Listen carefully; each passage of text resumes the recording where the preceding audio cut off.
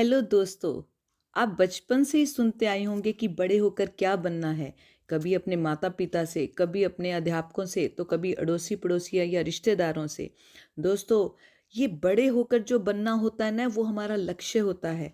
लक्ष्य क्या है? आपकी ज़िंदगी का मकसद, आपकी वजह जीने की, जो आप ज़िंदगी में बनना या करना चाहते हो। मान लो अभी आप पॉइंट ए पर खड़े हो। ए है आपके आज के हालात और आपकी मंजिल है बी, जहाँ आप जाना चाहते हो। ये बी किसी के लिए कुछ भी हो सकता है।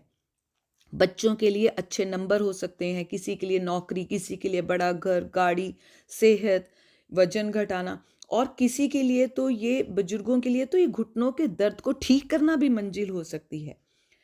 अब ये लक्ष्य बनाना ज़रूरी क्यों है?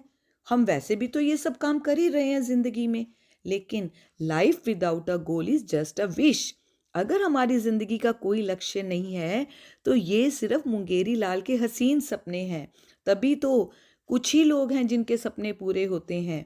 बाकी तो इस दुनिया से सब ये साथ ही लेके चले जाते हैं सपनों के अपने पूरे करने की ख्वाहिशों को। ज़िंदगी में क्या चाहिए हम पता ही नहीं, बस दौड़ रहे हैं। अकेले मोटिवेशन व पॉजिटिव थिंकिंग से भी कुछ नहीं होगा। कमिटमेंट करनी पड़ेगी। अगर एक बार हाँ कर दी तो कर दी, फिर अपने आप की भी नहीं सुननी।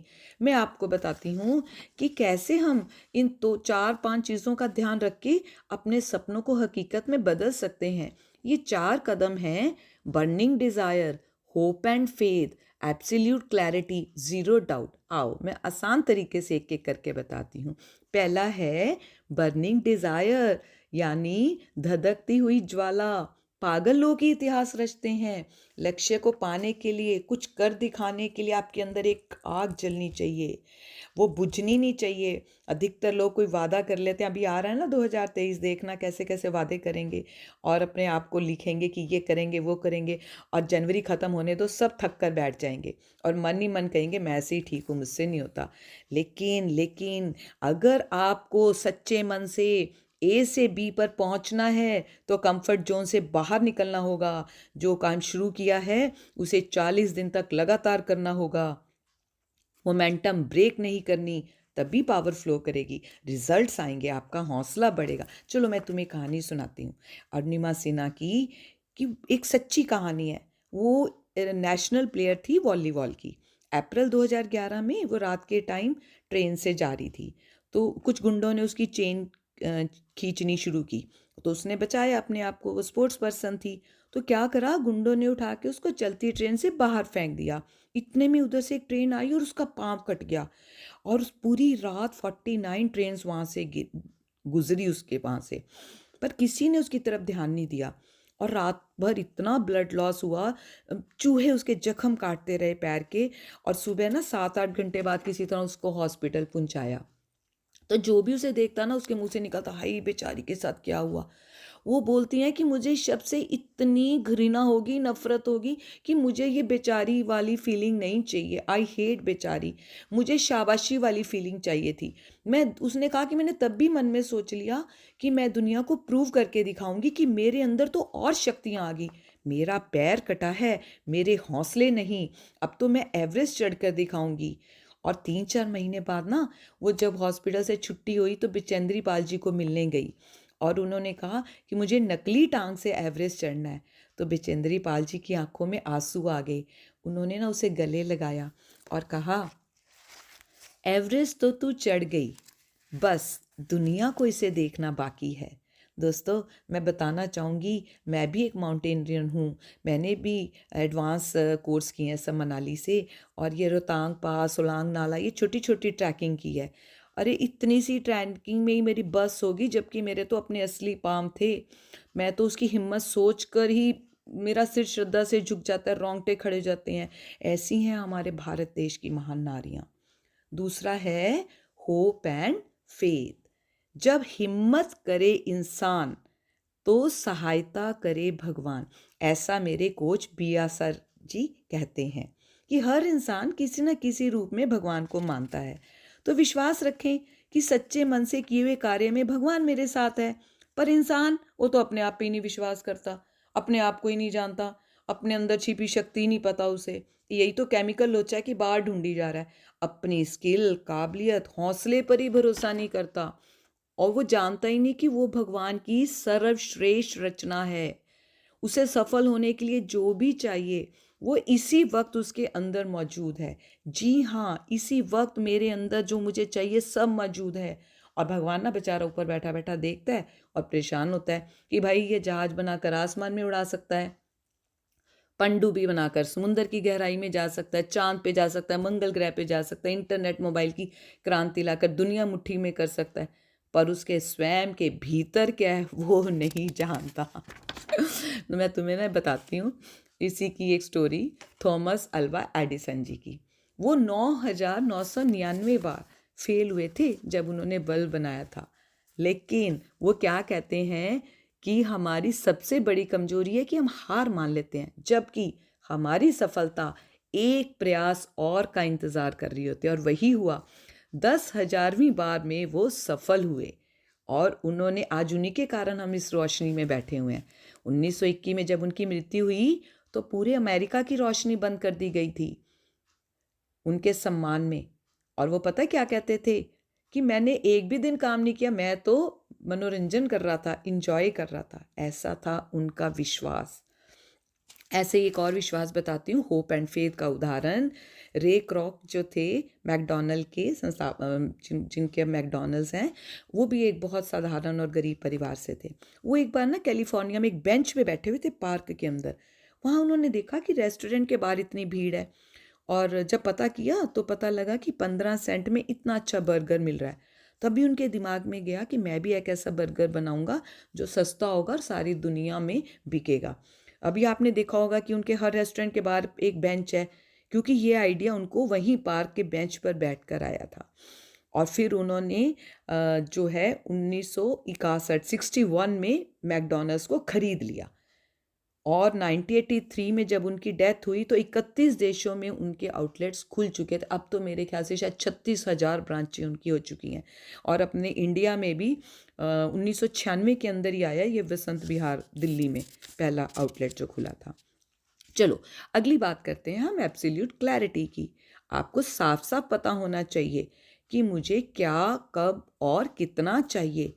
एक बार ना एक लड़की बताती हूँ, वो बैठी हुई थी कहीं, उसने ना एक फ़ोटो देखी लगी हुई, और उसने तब भी जाके अपने घर में गोल लिख दिया और फ़ोटो खींच के ले गई उस लड़के की कि ये मुझे ऐसे लड़के से शादी करनी है, और लॉ ऑफ अट्रैक्शन भी लगाया। और देखो कमाल, 2 महीने में उसकी वैसे लड़के से शादी भी होगी। अब जब शादी होगी हफ्ते बाद बेचारी बड़ी दुखी। अब वो फिर गई अपने सर के पास, सर आपने जो जो कहा मैंने किया और ये तो लड़का शराबी निकला आया। सर ने कहा कि वो फ़ोटो दिखाओ। जब सर ने फ़ोटो देखी तो पता लगा कि वो लड़का एक बियर बार में बैठा हुआ था। तो उन्होंने कहा भाई तूने ही अट्रैक्ट किया है, तूने सही निर्देश नहीं दिए कि मुझे लड़का तो ऐसा चाहिए पर। तो इस करके अगर आप कुछ करते हो बहुत ध्यान से, मान लो किसी ने कहा मुझे अच्छी नौकरी चाहिए, अच्छी तनख्वाह चाहिए। अरे भाई सबके लिए अच्छी नौकरी अलग अलग है। हो सकता है किसी के लिए 20,000 की नौकरी में भी जश्न मने, मिठाई बटे।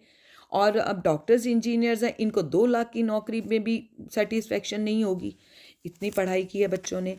और क्योंकि हर किसी का जो काबिलियत है, हर किसी की लक्ष्य है वो अलग अलग है। तो बहुत ध्यान से तय करें कि अच्छी नौकरी नहीं, साथ में लिखें कितनी तनख्वाह चाहिए आपको। चलो आगे चलते हैं।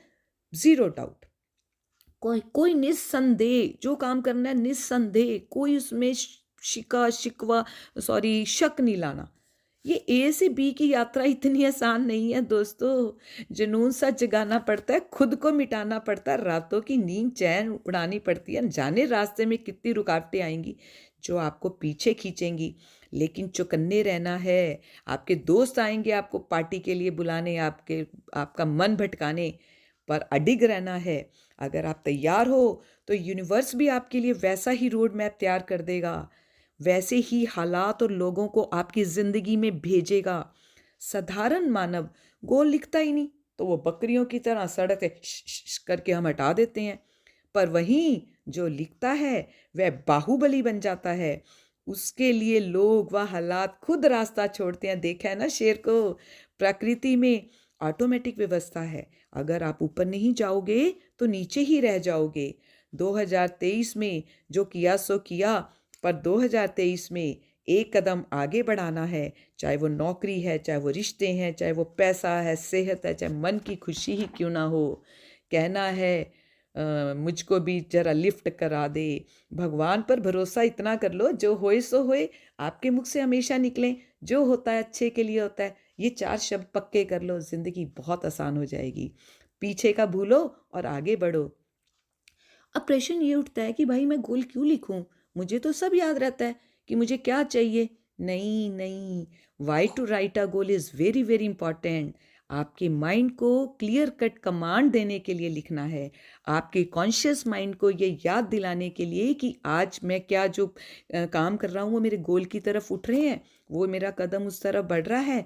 जब आप गोल लिखते हो ना, तो आपकी करोड़ों नसें, कोशिकाएं, चेतन मन, आपकी इमोशंस सब काम कर रही होती हैं, आपकी सब इंद्रियां लगी होती हैं, सब एक्टिव हो जाती हैं। और आपके अब चेतन को एक मैसेज मिलता है कि ये काम सच में हो रहा है, और फिर वो उस काम को आपके सोते हुए भी करता रहता है, रुकता नहीं है। और देखो, अफसोस की क्या बात है कि हमें गोल लिखना ना किसी स्कूल में सिखाया, ना कॉलेज, ना घर में। पेरेंट्स बेचारों को तो खुद ही नहीं पता। इंसान में ना तो देखो पोटेंशियल की कमी है, ना हौसले की, ना सपने देखने की। फिर कामयाब क्यों नहीं हो रहे? क्योंकि एक ही चीज़ मिसिंग है, वो है गोल सेटिंग। और पता है आजकल के बच्चों के लिए तो मुझे ज़्यादा दुख की बात क्या लगती है कि वो सब जानते हैं, वीडियोस भी देखी हुई हैं, पर फॉलो नहीं कर रहे। तुम्हें एक उदाहरण देती हूँ। हार्वर्ड यूनिवर्सिटी में ना 1979 में एक रिसर्च हुई। जो बच्चे, मान लो 100 बच्चे पास किए वहाँ से, तो उन्होंने पूछा बच्चों से। 84% बच्चों ने कहा जी जो नौकरी आएगी, कंपनी आएगी जिसमें मिलेगी हम ले लेंगे। लेकिन 13% बच्चों ने कहा कि नहीं, हमारे दिमाग में है कि हमें ये वाली नौकरी मिल जाए इस कंपनी में और इतनी पे में मिल जाए। लेकिन वहीं 3% लोग ऐसे थे जिन्होंने, बच्चों ने कहा कि हमने अपना लिख के लगाया हुआ है अपने कमरे में, अपनी डायरी में, कि मुझे इन्हीं ड्रीम कंपनी में जाना है और इतनी सैलरी से ही नौकरी शुरू करनी है। तो देखो दोस्तों, ठीक 10 साल बाद उन 100 बच्चों को ढूंढा गया और उनका पता लगाया गया कि अब उनकी मंजिल भी कहाँ है। तो जो 84% थे जिन्होंने कुछ नहीं सोचा था, और जो 13% थे जिन्होंने अपने दिमाग में सोचा था, वो 13% उन 84% बच्चों से 2 गुना ज़्यादा कमा रहे थे। लेकिन रुको, जिन 3% ने अपने गोल लिखे थे, वो उन 97% यानी 97% से कई कई गुना ज़्यादा कमा रहे थे, और उस देश के सफलतम व्यक्तियों में से एक थे। ये है पावर लिखने की। एक और बताती हूँ तुम्हें। Jim Carrey, Daniel, Hollywood actor है, कॉमेडियन। उसने ना क्या किया, 1985 में ना अपने पर्स में एक चेक लिख के रख दिया, $10 मिलियन। बहुत बहुत बड़ा सपना था उसका, और भूल गया। और नवंबर 1995 में डम्ब एंड डम्बर पिक्चर के लिए उसको सेम उसी अमाउंट का चेक मिला। ब्रूस ली ने भी क्या किया, ब्रूस ली ने 1970 में ना खुद को ही एक लेटर लिख दिया जिसका नाम था माई सीक्रेट, कि मैं ना 10 साल बाद यूएस का सितारा बनूंगा, स्टार बनूंगा। और उसको चिपका दिया लेटर को। और ठीक 10 साल बाद, क्या आप सब जानते हो कि वो वहाँ के स्टार बन गए थे। इतना इतना इसकी पावर है लिखने की, है ना। अगर देखो आपकी ज़िंदगी में कोई स्पेसिफिकेशन नहीं, और एक एक ईंट पत्थर का मकान बनाते हो, तो कितनी चीज़ें तय करते हो, टाइल, कलर, मैं नहीं बता सकती, पर्दों का रंग। लेकिन वो जो तुम्हारी ज़िंदगी का मकान है वो इतना टेढ़ा आड़ा, उसके लिए कभी कोई सोचा ही नहीं कि कैसा बन रहा है। चलो दोस्तों, अब मैं तुम्हें इसको लिखने के नियम बताती हूँ। क्या होता है, हम लिखते तो हैं, लेकिन उसके अंदर हम ध्यान नहीं रखते कि हम अपना गोल लिख कैसे रहे हैं। तो छोटी छोटी सी 3-4 चीज़ें हैं। पहली तो फीलिंग्स, यानी उसके अंदर ऐसे शब्द और इमोशंस जगा दो कि जैसे वो सपना मेरा पूरा हो गया। अब मैं आपसे बात कर रही हूँ ना, तो मेरा सपना, मुझे ऐसी फीलिंग आ रही है कि पता नहीं कौन कौन मेरी वीडियो सुन रहा है, और 2023 में भगवान ने जो भी मेरी वीडियो सुन रहा है, मेरे दिल से, सच्चे दिल से दुआ है उसके लक्ष्य पूरे हो रहे हैं, उसके ज़िंदगी में सब सपने पूरे हो रहे हैं। दोस्तों, मेरी इस टाइम रोंगटे खड़े हो रहे हैं आपसे बात करते हुए। तो ऐसे फीलिंग्स ला के अपना लक्ष्य लिखना है। है, वाओ, हुर्रा, यस, याहू। कि आज जैसे मान लो किसी बच्चे ने लिखा है कि मुझे 90% नंबर लेने हैं, मैं उसका एक उदाहरण देती हूँ। वाओ, हुर्रा, आज मैं बहुत खुश हूँ, मेरा रिजल्ट आ गया है, मेरे नंबर 90 से भी ज़्यादा आए हैं, 92% आए हैं, मेरे घर वाले आज बहुत खुश हैं, चारों ओर मिठाइयाँ ही मिठाइयाँ हैं, मेरे दोस्त पार्टी कर रहे हैं, हे भगवान तेरा शुक्रिया। अब इसी को मैं एक एक स्टेप बताती हूँ कि पहले मैंने क्या यूज़ करा, जो इमोशंस, ठीक है। ये इमोशंस क्यों यूज़ करनी है, क्योंकि हम बोल तो रहे होते हैं पॉजिटिव कि मेरे 90% नंबर आ रहे हैं, पीछे से बोल रहे हैं अरे तेरे कहाँ से 90% आएंगे, तू पढ़ता तो है नहीं, तेरे को मैथ तो आता नहीं। वो पीछे से बैकग्राउंड म्यूजिक जो नेगेटिव चल रहा है ना, उसको ख़त्म करने के लिए जब मैं खुश होके बोलूँगी तो मेरी अंदर से सारा अवचेतन तैयार हो जाएगा मुझे 90% दिलाने के लिए। ओके, चलो। दूसरा है यूज़ पॉजिटिव वर्ड्स ओनली। हमें जो चाहिए वही बोलना है, जो नहीं चाहिए उन शब्दों का हरगिज़ प्रयोग नहीं करना है। एक शब्द जो मुझे लगता है कि दुनिया का हर इंसान धड़ल्ले से प्रयोग कर रहा है, वो नहीं जानते कि ये हमारा कितना नुकसान कर रहा है, वो शब्द है टेंशन नहीं लेनी, स्ट्रेस नहीं लेनी। प्लीज़ प्लीज़ इस शब्द को आज अभी इसी पल से अपनी ज़ुबान से गायब कर दें, अपनी मेमोरी से डिलीट कर दें, आपका 2023 बदल जाएगा। अब इसको रिप्लेस कर दें, बेफिक्र रहो, निश्चिंत हो जाओ, मस्त रहो। जब हम बोलते हैं ना कि हमारी ये बीमारी ठीक हो जाए, ये भी नेगेटिव है। हमें इसकी जगह बोलना है मैं सेहतमंद हो रहा हूँ। फिर हम बोलते हैं ना कि मेरा लोन ख़त्म हो जाए, ये भी नेगेटिव है। मुझे बोलना है मेरे अकाउंट में पैसा भरा पड़ा है। फिर हम बोलते हैं ना कि मेरा वज़न कम हो जाए, नहीं, ये भी नेगेटिव है। आपको जितना वज़न चाहिए वो बोलो कि मेरा वज़न इतना हो गया है। और ये तो सभी को ज़रूरत पड़ती है आज से, अभी से, कि मैं दवाई खा रहा हूँ, नहीं, आपने बोलना है मैं अमृत खा रहा हूँ, मैं अमृत ले रहा हूँ। चलो, अब तीसरा पॉइंट है स्पेसिफिक। आपको पता होना चाहिए कि आपको ज़िंदगी में क्या चाहिए। महाभारत के द्रोणाचार्य की स्टोरी में दोबारा नहीं सुनाऊंगी। अर्जुन की आंख, उन्हें पता था, जब पूछा ना अर्जुन से कि तुम्हें क्या दिखाई दे रहा है, उसने स्पेसिफिक होके बताया गुरुजी चिड़िया की आंख, बस यहीं से वो सर्वश्रेष्ठ धनुधारी बने थे। आपको भी इतना स्पेसिफिक होना है अपने लक्ष्य में कि क्या चाहिए। चौथा है प्रेजेंट कॉन्टिन्यूस में लिखना है, यानी सभी गोल ऐसे लिखने हैं जैसे वो घटना अभी घट रही है। मैंने बताया ना कि आज मेरा रिजल्ट आ गया है, मेरे इतने नंबर आ गए हैं, है ना, ऐसे लिखना है।